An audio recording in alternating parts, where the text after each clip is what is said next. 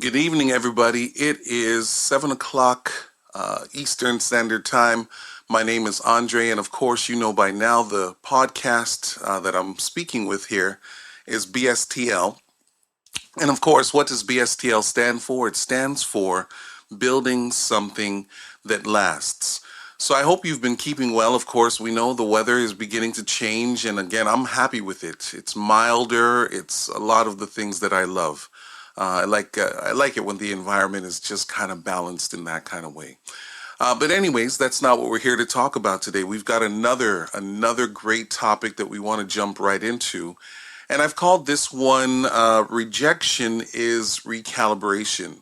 And so I know that you all know that I'm a pastor as well, and I love the Bible. I love the stories.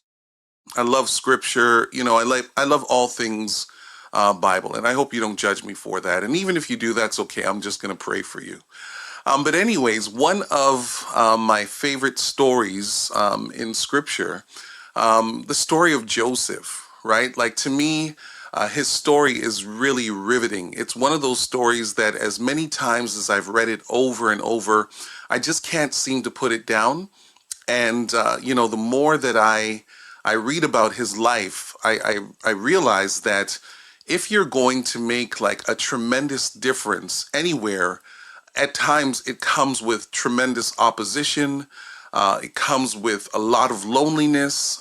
It comes with rejection, of course, which is what we're going to talk about today. And of course, it also comes with recalibration. So let me jump right into this thing, and we're going to see where we go with this one, right? And really, where I want to start with this conversation, it happens in chapter 37 of Genesis.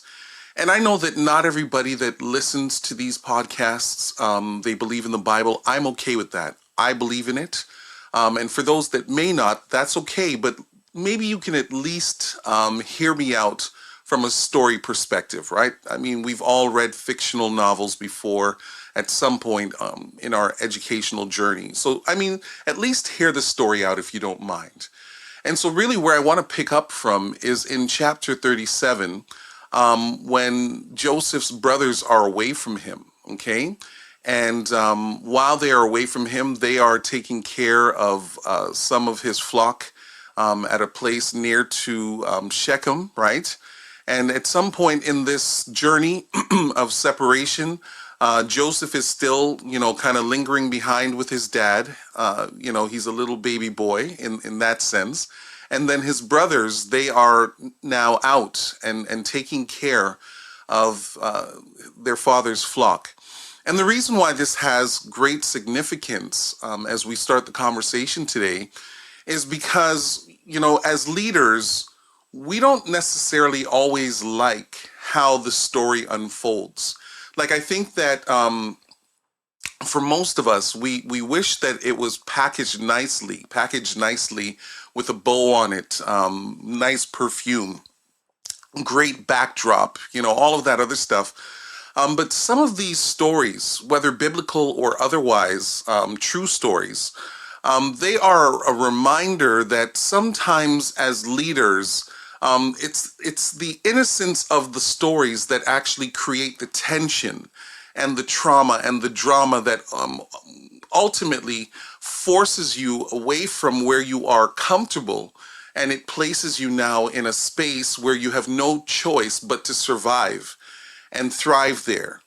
And the reason why I say this is, something as innocent as, Joseph's father sending him to go and check in on his brothers. It may sound a little bit innocent, but if you really begin to unpack it and look at it for what it is, you realize that by being sent by his father, Joseph being sent by his father to go check in on his brothers, it's an indicator that he is now beginning to transition from being one of the brothers to becoming the brother.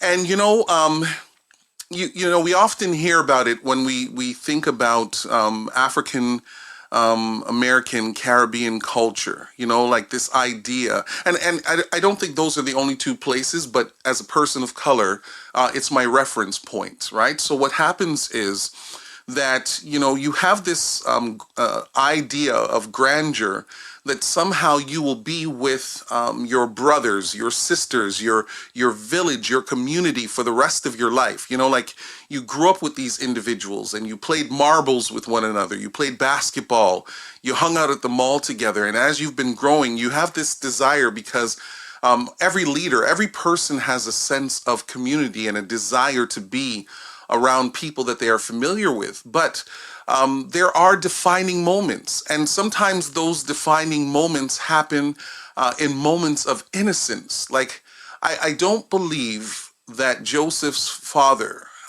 Israel, I don't believe that he knows that by sending his son to go and check in on them, to make sure that they are okay and make sure that all is well, that would have been the catalyst to this thing that I believe is bubbling over and bubbling in them for a long time. Like, I mean, he's the guy that's got the special coat, right? I mean, it's a coat of favor. It distinguishes him from being different, right?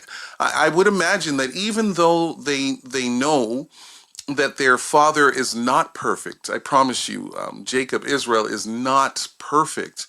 But really, this thing that they're wrestling with, and I wouldn't be surprised if they're not talking about him while they are away. Like, why are we here and why is he still over there? Like, I would imagine all of this stuff is happening because by the time he arrives to where they are to engage them and make sure that they're okay, they're already at 100.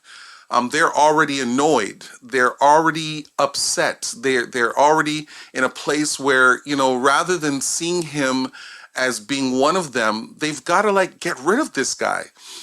And, the challenge is, and I hope you can hear me on this one. Remember, this is a story. It's a real story for those of us that believe in the Bible, but it's just a story to others that do not. I want you to consider for a moment that one defining moment where Joseph has to go and check in on his brothers, to which they are older than he is, that is a turning point in his life.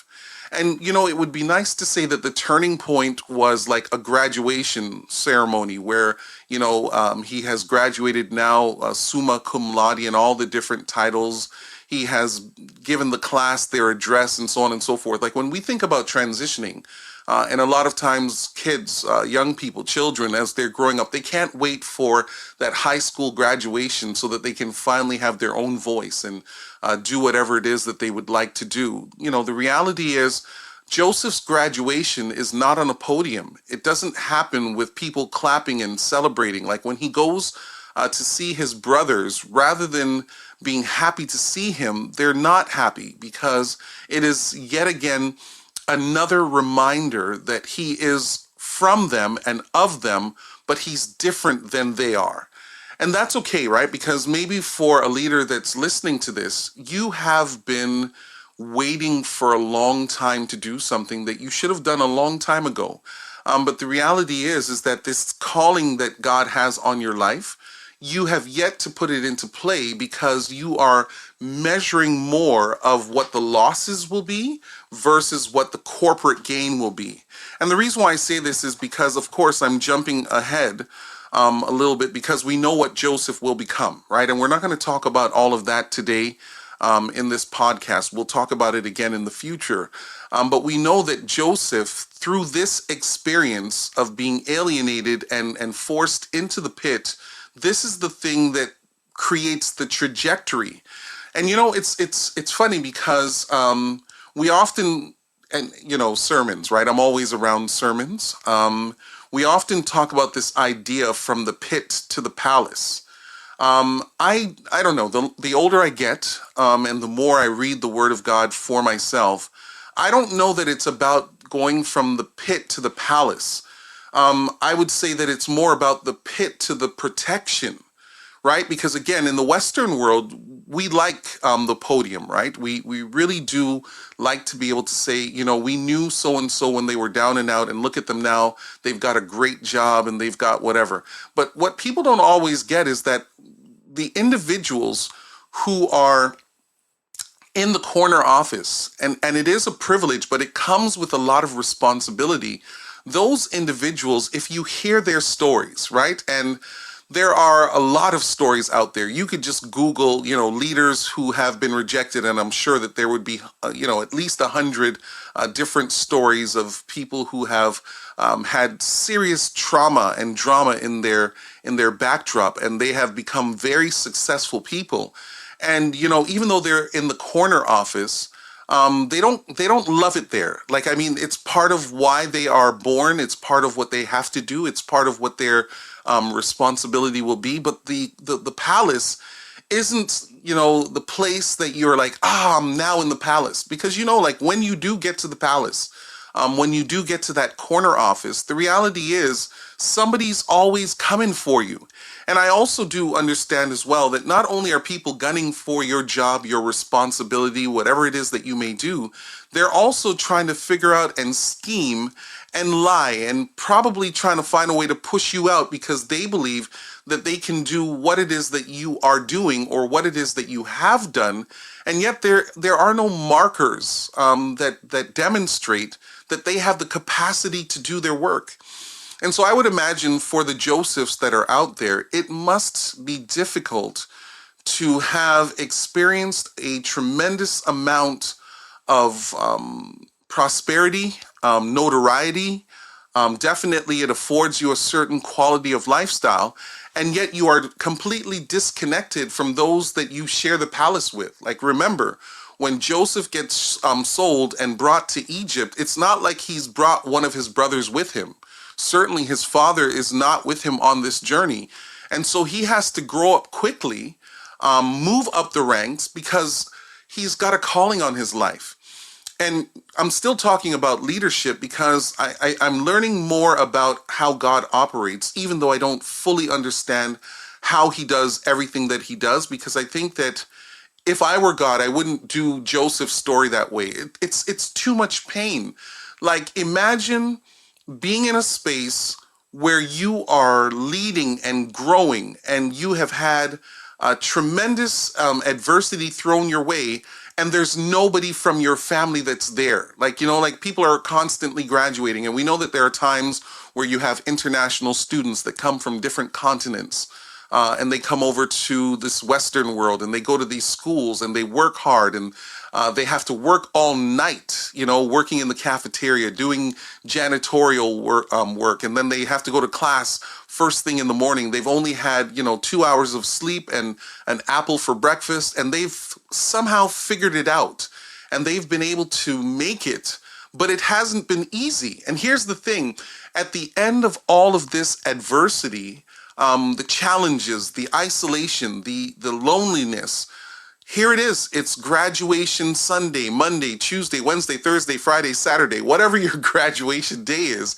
And as you are walking across the stage, there's nobody in the crowd to actually see you graduate.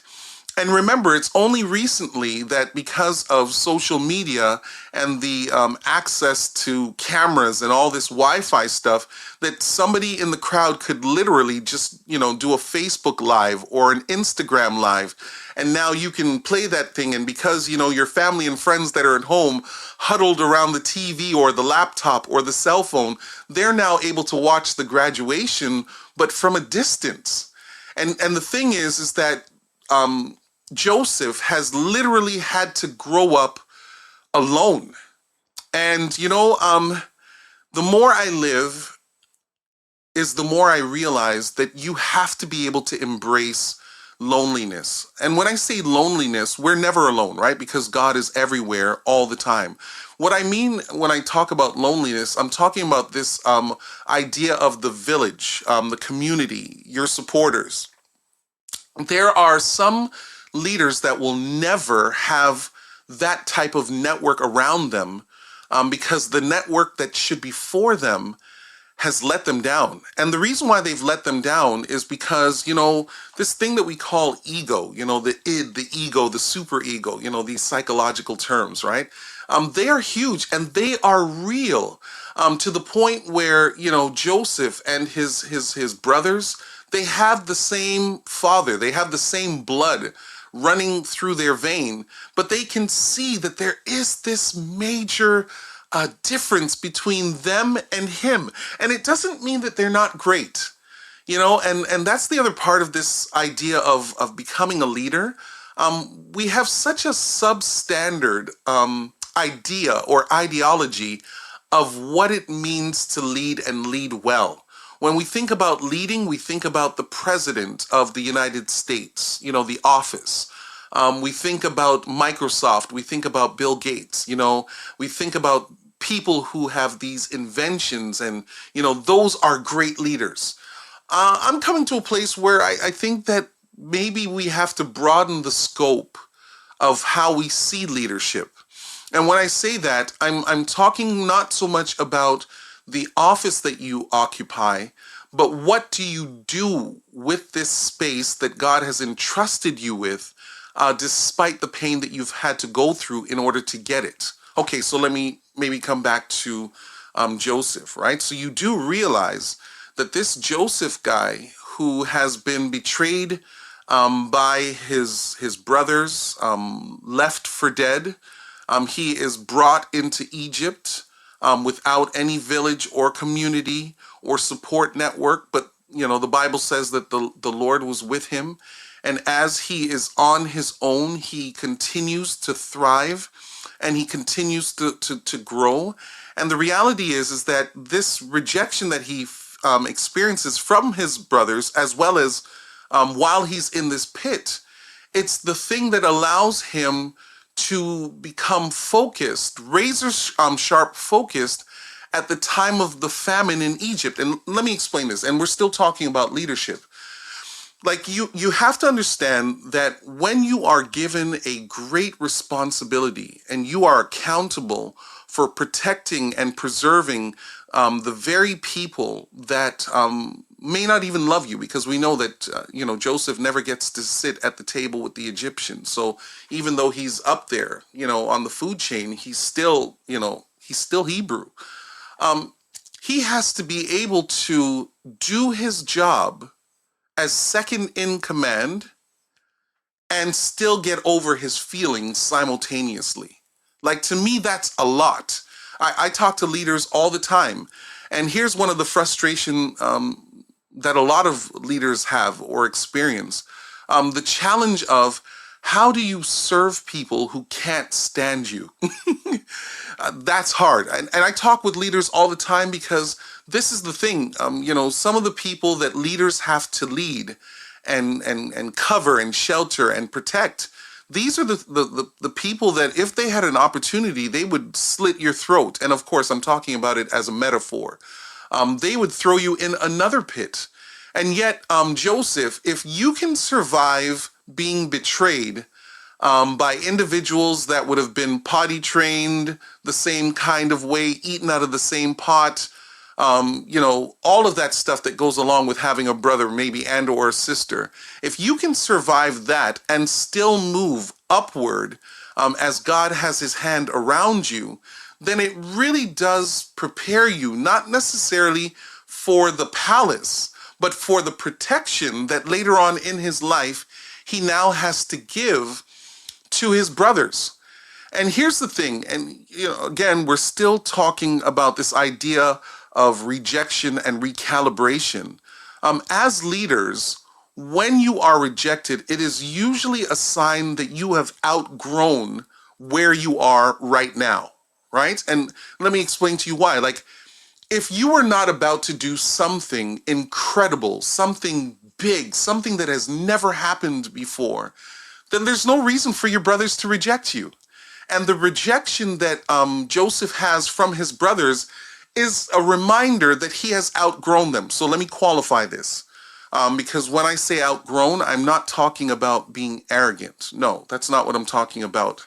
I'm not talking about, you're the only one with the Jordans on while everybody else is wearing the knockoffs from, the dollar store. That's not what I'm talking about. When I say outgrow, I'm saying that his family and the structure and the unit that he comes from, they can't go any further with him.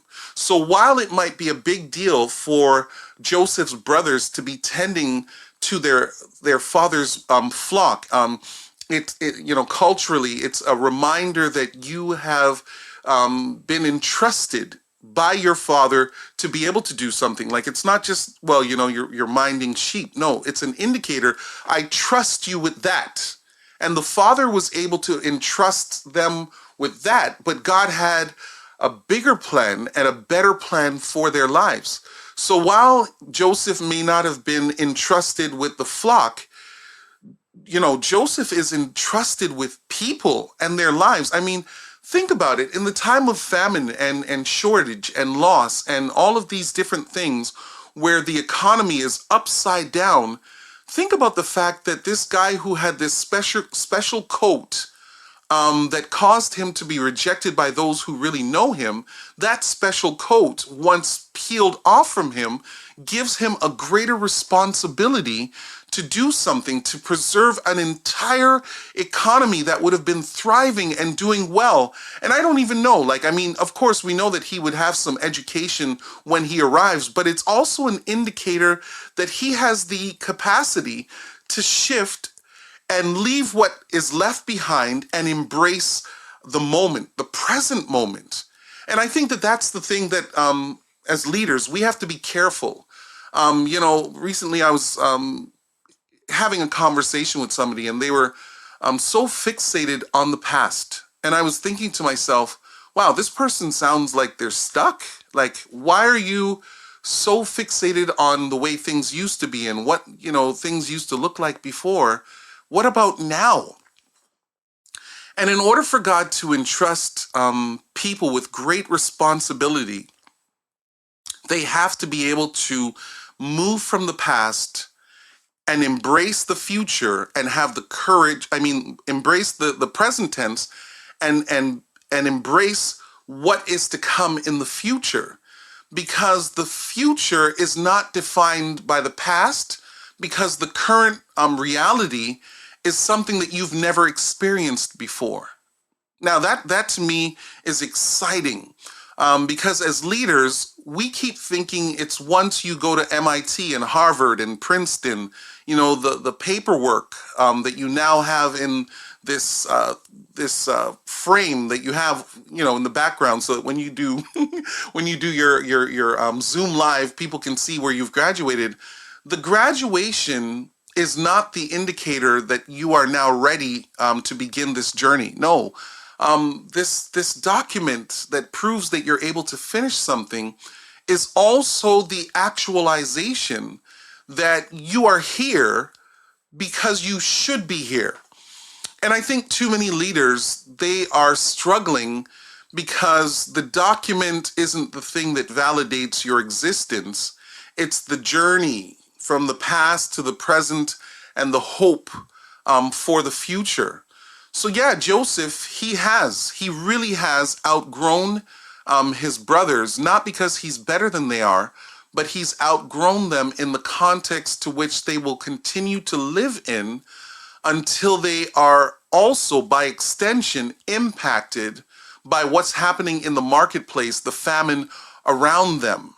And so Joseph, look, if you are a Joseph, and not everybody's a Joseph, right? There's only one Joseph in every lifetime. Just as there's one Moses in every lifetime, there's one David in every lifetime, there's one Jesus in every lifetime.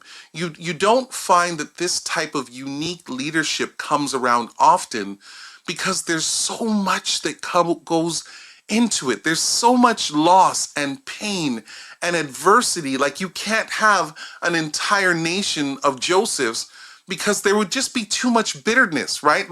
When you think about Joseph's life, how many people could honestly say, Joseph, I understand where you've come from. I understand what you've been through. I understand what you're going through. Very few people would understand that, because yeah, Joseph was not the only slave, but he was the only slave that made it at that point in history to being second in command. And so maybe that's also the other part. And I I didn't think that we would get this far in our conversation.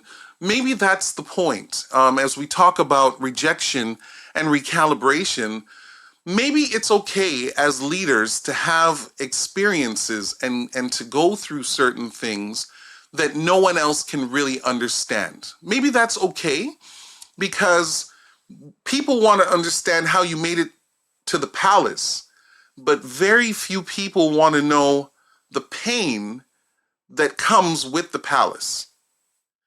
And so maybe what I'm saying today is that as we think about biblical leadership today, right? Because we talk about all kinds of leadership, but today we're talking about biblical leadership. And we're not just talking about the leadership of Joseph, we're also talking about the leadership of God.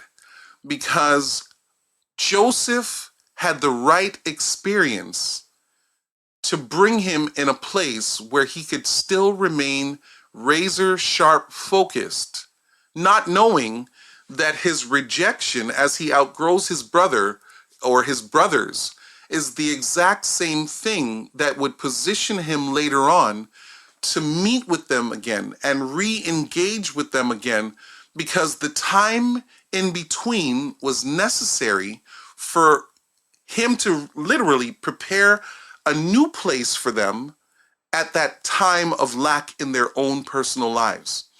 And so maybe this is where I want to end the conversation, because it's not just about the pit to the palace to the preservation, it's also the capacity to forgive. And I think that's one of the things that is most notable, and I admire about Joseph, is that despite what he has gone through, and yes, I know some scholars and some people as they read it, they'll say, well, Joseph is a little bit of a show off. And, the reason why that happened to him is because he's too boastful. Fine. Even if that's the position that you take, it doesn't change what his experience is. But out of his experience, he would have had every right to be upset, angry, stuck and stubborn, all of the above. But when we see his story, I don't get the sense that he's not able to forgive. And I think the great leaders that are making tremendous strides to change the world based on the calling that God has on their lives, they have the capacity to forgive. And forgiving doesn't mean that you forget. And the forgiving doesn't mean that you restore people back to the exact same position in your life. No, because some people, when you forgive them, if they haven't changed, I'm still talking about leadership, right? Those of us that lead people, you can forgive them, but it doesn't mean that they get to sit right there again. And it doesn't mean that they are discarded also, but it just means that you are aware of what their capacity is. But for the sake of the preservation of your brother and or your sister, you're able to let some of those things go, because what sense does it make to go from the pit to the palace and then lead, quote unquote, your subordinates in the same way that they would have treated you? So it's a work of heart. It's a work of character. It's a work of all kinds of things. And I think that the only reason why Joseph is able to do this thing well is because the Lord was with him. I hope you've enjoyed this conversation. I could talk about Joseph forever because in my mind's eye, this is a guy that he gets it. He understands that despite what my losses are, the gains are much more tremendous because as a result of him going ahead of his brothers, God used that to preserve the nation of Israel. Ha! Tremendous story. God, to me, ultimate leader, hands down, because the way that he finds people that fit into the overall story that he has been painting historically of how he redeems us, I don't think it gets any better than this story. Lots of pain. Yes, the pit. Yes, the palace. But God used this guy to preserve an entire nation, but he had to grow alone before he was reintroduced to his village. Keep that in mind. Those of you that are afraid to let go and move forward, maybe if you stay too long, you may miss the station when the train pulls in, and that ultimately may cost a greater loss. Until next time, you know my name, it's Andre, and if you haven't liked or shared or subscribed to our podcast, please do so. so that every time we put one of these up, you'll be able to join us. And not only that, if you'd like me to talk a little bit more about this, email me at bstlinc21@gmail.com so that I can make sure that I share the rest of the story with you as a leader or with your organization. Take care. Until next time, God bless.